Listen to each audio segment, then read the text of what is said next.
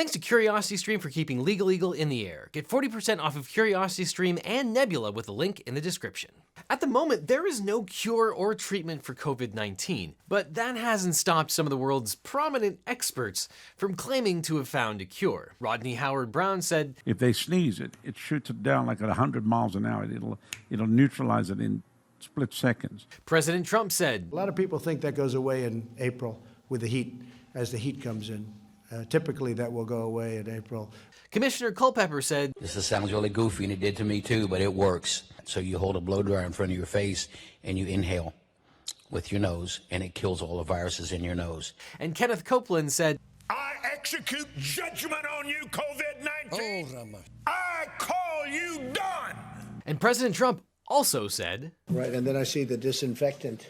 And is there a way we can do something like that by injection inside or almost a cleaning? etc. Now, some of these clips are funny, but they're also infuriating. People who promote snake oil cures to COVID-19 prey on the sick and the vulnerable. A suggestion may seem harmless, but encouraging people to buy or take concoctions that don't actually work can cause lasting damage. You may be wondering whether these people have legal liability for promoting these fake coronavirus cures. You've probably seen them on Facebook from well-intentioned ants and debated them in the comment section of your local news station. But let's talk about what consequences these people actually face. And oh yes, we are definitely going to talk about the president's question about injecting bleach and taking sunlight internally.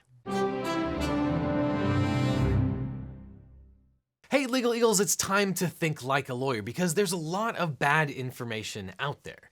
And you may be thinking that when people lie intentionally, they face stiff legal consequences. But it's important to note that in the status quo, the default position is that you don't face liability for free speech. That's what the First Amendment is all about. And as we've covered many times on this channel, there generally is no criminal or civil liability for lying, generally speaking. The First Amendment exists for a reason, and I personally think that that's a good thing. Generally, you're not going to be sued for making false statements, even potentially false statements about cures and treatments, even if you post them to Facebook or YouTube and your comments are viewed by millions of people, because that's what free speech is about. Free speech covers even bad ideas and false ones. And it's a problem because the less people know about these complicated subjects, the more confident they are, which is why today's video is sponsored by Dunning-Kruger.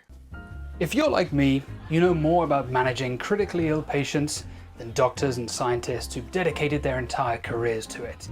And so you should drink Dunning-Kruger. It's the only choice for the self-educated gentleman. Dunning-Kruger. It'll give you confidence. Although I don't think you need any help with that. Cheers.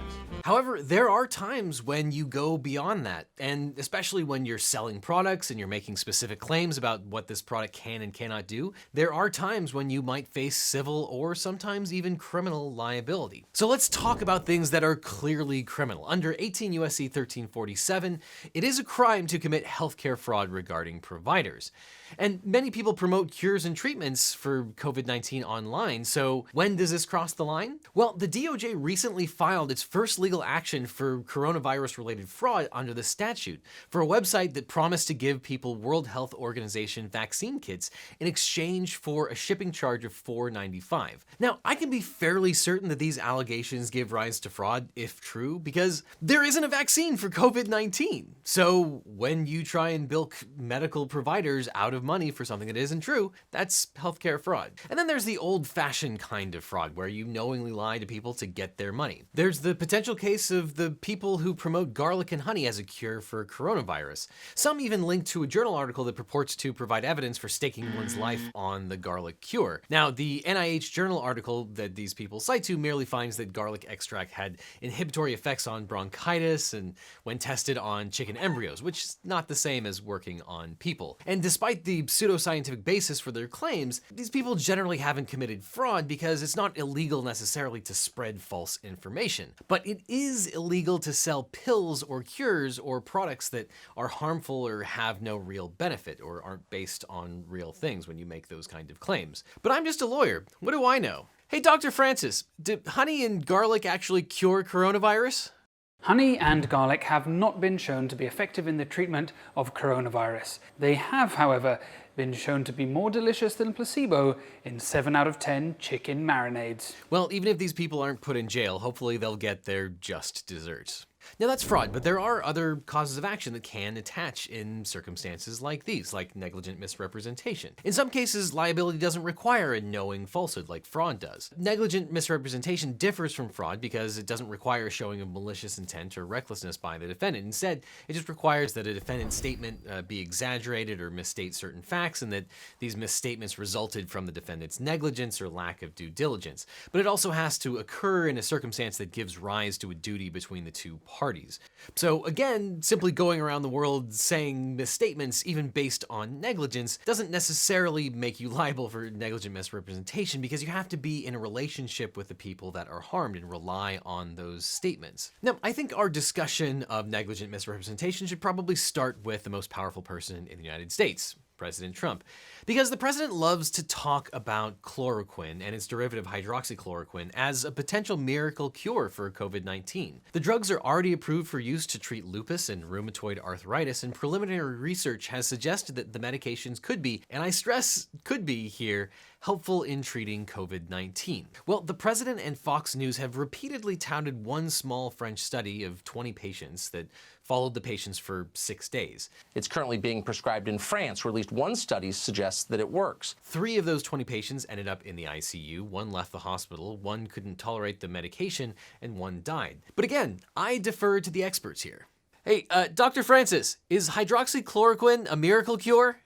The simple answer is we just don't know. It may be, it may not. It has shown some promise in vitro studies, meaning in a laboratory, not in humans. But at the time of recording, there are no trials convincingly showing evidence of its efficacy. The French study that got so much attention, which was non-randomized, has many problems. Chief being the differential loss to follow-up from the treatment arm that you were just hearing about. However, does that mean we need to just ignore its findings entirely? Of course not. Does it provide enough evidence to start treating everybody with hydroxychloroquine? Definitely not. Does it provide enough evidence to want to undertake further research? Absolutely. And there are many trials ongoing all over the world. The WHO is launching a huge multi-center, multinational trial looking at hydroxychloroquine, and already in many hospitals all over America and other countries, hydroxychloroquine is being given routinely. Now that's partly because we have few other options, but it is being used. However, all of that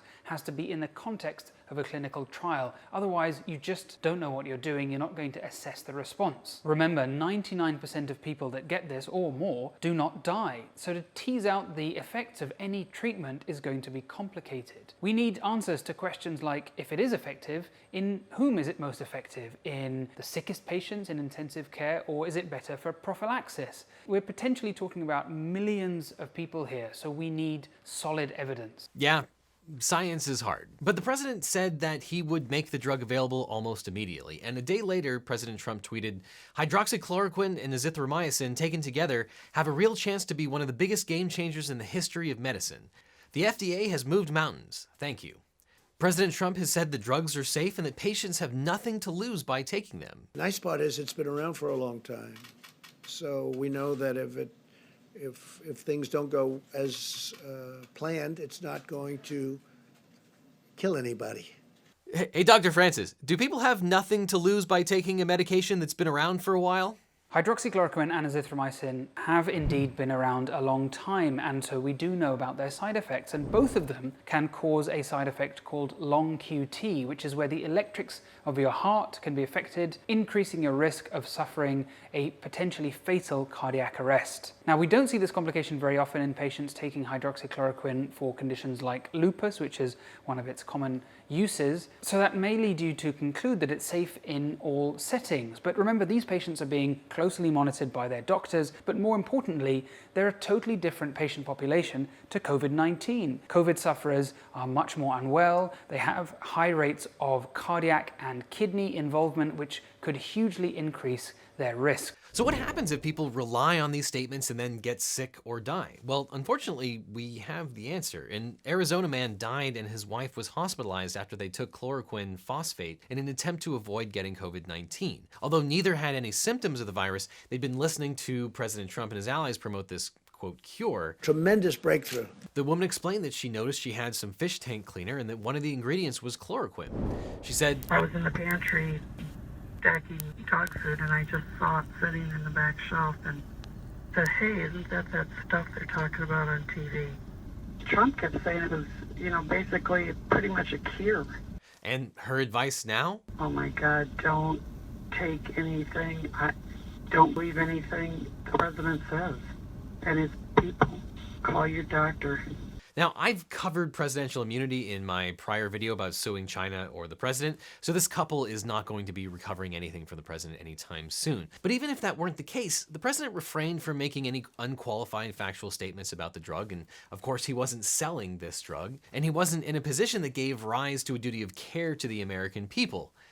Well, at least not a legal position that gives rise to legal liability. And recently, there's been a lot of literature coming out that hydroxychloroquine is likely not a miracle cure, and net may lead to many negative health consequences, which is perhaps why President Trump has turned to other potential cures. Right, and then I see the disinfectant, where it knocks it out in a minute, 1 minute. And is there a way we can do something like that by injection inside or almost a cleaning, because you see it gets on the lungs and it does a tremendous number in the lungs. So it'd be interesting to check that. So that you're going to have to use medical doctors with. But it sounds interesting to me. I have a lot of thoughts about this. So many thoughts. Now, I'll talk more about those thoughts at the end of this video. Now, one of the defenses that people have raised about the president's remarks is that he was only raising the question about injecting bleach, not actually suggesting that people do that. Now, believe it or not, that actually parallels a discussion in the legal community about hearsay. Recall that hearsay is an out-of-court statement used to prove the truth of the matter asserted. The key phrases there being statement and the matter asserted. Now, the question is, a question. Is a question a statement? Is a question actually promoting some sort of assertion? I think most people probably believe that a question can in fact be a statement for purposes of hearsay because there's often a premise behind that. And with the president's remarks, there is a premise behind that question. The premise being that people should in fact consume bleach internally. Don't do that. But as with the president's remarks about hydroxychloroquine, liability probably wouldn't attach to the president's remarks about ingesting bleach or internally consuming sunlight in some way. And that result doesn't change whether the person talking about ingesting bleach is a random person off the street or if it's the president of the United States. Even if there was in fact apparently a spike in people ingesting disinfectants following the president's remarks. Now, the obvious point here is that no one should be swallowing fish tank cleaner or injecting bleach, regardless of what the president says. Thinking critically when you're listening to cable news or the president, regardless of who is in the White House, is probably always a good idea. But what else could, in fact, give rise to criminal or civil penalties? Federal mail and wire fraud statutes are interpreted broadly to prescribe 1, causing the use of the mail or wire communications, including email, 2, in conjunction with a scheme to intentionally defraud another of money or property, 3, by means of a material deception. Wire and mail fraud are crimes on their own, but they also overlap with a lot of other federal statutes. People get confused that often the same conduct can give rise to a lot of different crimes based on the various things, and it's the exact same conduct. Essentially, if you use the mail, telephone, or internet to defraud people, you can also be charged with mail and wire fraud, even though it probably constitutes regular fraud in a lot of different contexts. In fact, the New York Times just reported that a doctor in Southern California was accused of fraud for selling a cure to coronavirus, which turned out to be hydroxychloroquine and azithromycin. But the DOJ is pursuing a lot of COVID-19 fraudsters using these criminal statutes. For example, Keith Middlebrook, an actor with an uncredited appearance in Iron Man 2 and Thor, was arrested by the FBI for soliciting investments into a company he said would market phony COVID-19 medication. Middlebrook promised investors who spent $1 million, returns of $200 to $300 million as a conservative minimum. Middlebrook promoted his scheme on Instagram, where he had 2.4 million followers and was charged with wire fraud. The lesson here, don't take medical advice from non-medical professionals, even if they were in a Marvel movie. And also, sometimes don't trust even the medical professionals who promote a cure that doesn't yet exist. But now's probably a good time to talk about the difference between false advertising and puffery, because a lot of people say that they'll see an ad and they'll think that it's completely fraudulent. But advertisers have a lot of leeway because, again, we generally don't want to prosecute people for just saying ideas or having opinions. And one of the big issues in this context is objective factual statements which are false compared to subjective opinion-based statements. People who are selling products have a right to talk them up and even embellish how great they are. However, the government has the power to stop companies from making claims that are objectively false or factual claims without basis. So let's choose an example at random. One of those random late night infomercials featuring, I don't know, MyPillow. Hello, I'm Mike Lindell, inventor of MyPillow. This is a classic example of both potentially false advertising and puffery, the sort of building up of a product that doesn't constitute actionable statements. Puffery consists of general descriptions such as top quality, best, or America's favorite. So Michael Lindell, creator of MyPillow and pal of President Trump, has filmed many infomercials where he says his pillow will ensure you get the best sleep of your life. Now, this example has nothing to do with the fact that President Trump hosted this guy in the Rose Garden, but the statement is likely just puffery. No one can truly prove that a $40 MyPillow is going to be better than the pillow that you buy at Big Lots for $5. It's a largely subjective statement. But our friend Mike Lindell also ran into problems with consumer protection advocates when he made specific health claims about MyPillow. Lindell's many advertisements asserted that the pillow could help people manage migraines, anxiety, multiple sclerosis, PTSD, restless leg syndrome, acid reflux disease, fibromyalgia, snoring, and many other medical conditions. Hey, Dr. Francis, can a pillow cure any of those ailments? No, it cannot cure those ailments. Look, just use a pillow for the same reason everybody else does: companionship. Yeah, so a consumer protection group sued Lindell for false advertising, and although Lindell claimed no wrongdoing, he settled the case for almost $1 million and removed the assertions that MyPillow would help with some of those diseases. So what are the most common ways to get sued for false statements and bad products? Well, the most common is probably consumer fraud. People who make false or misleading product claims face legal action from both government authorities and private consumers. And although people on the internet often say, this is the kind of thing that should give rise to a class action, or we're gonna have a class action to sue China or President Trump, this context in the consumer protection environment is the kind of thing that often gives rise to class action lawsuits. And several companies are in hot water over outlandish claims that they made that they can cure coronavirus. Take natural health expert Cheryl Selman. She appeared on televangelist Jim Bakker's television show to sell the Silver Solution, a cure for COVID-19, supposedly. Well, let's say it hasn't been tested on this strain of the coronavirus, but it's been tested on other strains of the coronavirus and has been able to eliminate it within 12 hours. And she made claims that the Silver Solution has been proven by the government, that it has the ability to kill every pathogen it has ever been tested on, including SARS and HIV.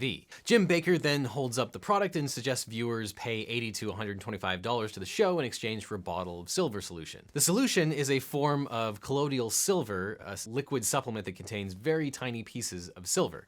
And not surprising, ingesting silver can actually be quite dangerous. Here's a photo of someone who took silver nose droplets for years. Hey, Dr. Francis, can silver cure every disease known to man? No, it won't. But even if it did, I mean, sulfuric acid kills a lot of microbes. I wouldn't recommend taking that either. Yeah, so this is potentially a very clear-cut case of consumer fraud, and the DOJ in several states have actually sent Bakker cease and desist orders for falsely promoting that Silver Solution can cure, kill, or deactivate coronavirus and boost elderly consumers' immune systems, when there is, in fact, no vaccine, no pill, or potion or other product that can treat or cure coronavirus. And similarly, state and federal regulators have also moved to stop radio host and noted idiot Alex Jones from selling fake cures, including a toothpaste that contains nano silver. The patented nano silver we have, the Pentagon has come out and documented, and Homeland Security, and said this stuff kills the whole SARS corona family at point blank range. Well, of course it does. It kills every virus. And after the inevitable cease and desist letters, Jones issued a disclaimer where he walked back a lot of his claims. However, the videos of these products are still up, so Jones may not be out of hot water, but this is a situation that he finds himself in with some frequency. Now is the time to get ready and to get prepared with emergency supplies and items that are known to boost your immune system.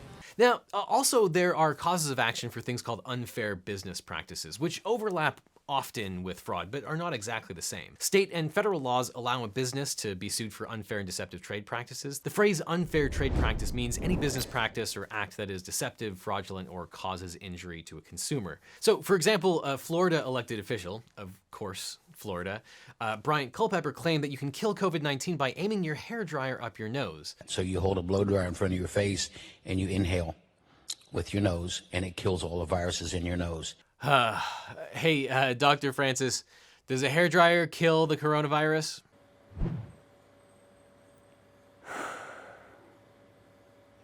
Yeah, so incredibly dumb information because, of course, elected official in Florida.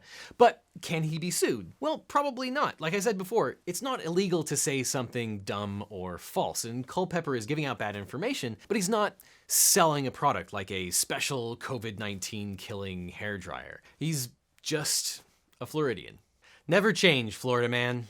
Never change. But it can be hard to get the word out on YouTube when we're dealing with sensitive subjects because videos like these get demonetized. But some people need to be told not to inject themselves with bleach, namely the entire state of Florida, which is why my creator friends and I teamed up to build our own platform where creators don't need to worry about demonetization or the dreaded algorithm. It's called Nebula, and we're thrilled to be partnering with CuriosityStream. Nebula is a place where creators can do what we do best: create. It's a place where we can both house our content ad-free and also experiment with original content and new series that probably wouldn't work on YouTube. In fact, if you liked this episode, the version that I put up on Nebula removes this ad entirely and replaces it with an extended discussion of President Trump's bleach comments. I don't want to get off on a rant here, but I am going to anyway. Nebula features lots of YouTube's top educational creators like Half is Interesting, Knowing Better, Polyphonic, Lindsay Ellis, and tons of others. We also get to collaborate in ways that wouldn't work on YouTube, like Tom Scott's amazing game show Money, where he puts a bunch of famous YouTubers against each other in psychological experiments where they can either work together or profit individually. It is so good. So what does this have to do with CuriosityStream? Well, as the go-to source for the best documentaries on the internet, they love educational content and educational creators. And we worked out a deal where if you sign up for CuriosityStream with the link in the description, not only will you get 1 free month of CuriosityStream, you'll also get a Nebula subscription for free. And to be clear, that Nebula subscription is not a trial. It's free for as long as you are a CuriosityStream member. And for a limited time, CuriosityStream is offering their documentary distancing discount, which gives you 40% off of their annual plans and gift cards, so you can stay in touch and stay curious. That's $12 a year for both CuriosityStream and Nebula for as long as you are a member. And since we've got to stay inside anyway, we might as well be soothed by the voice of David Attenborough narrating tales about tiny hummingbirds, or join astronaut Chris Haddenfield on a road trip through the universe in some of the best documentaries on the planet. Or just watch Tom Scott torture your favorite YouTubers. So if you click on the link in the description, you'll get both CuriosityStream and Nebula for 40% off, or you can go to curiositystream.com/Legaleagle. It's a great way to support this channel and educational content directly for just $12 per year. Just click on the link in the description or go to curiositystream.com/Legaleagle. Clicking on the link really helps out this channel. So, do you agree with my analysis? Leave your objections in the comments, and check out this playlist over here with all of my other Real Law reviews on coronavirus-related topics. So click on this playlist, and I'll see you in court.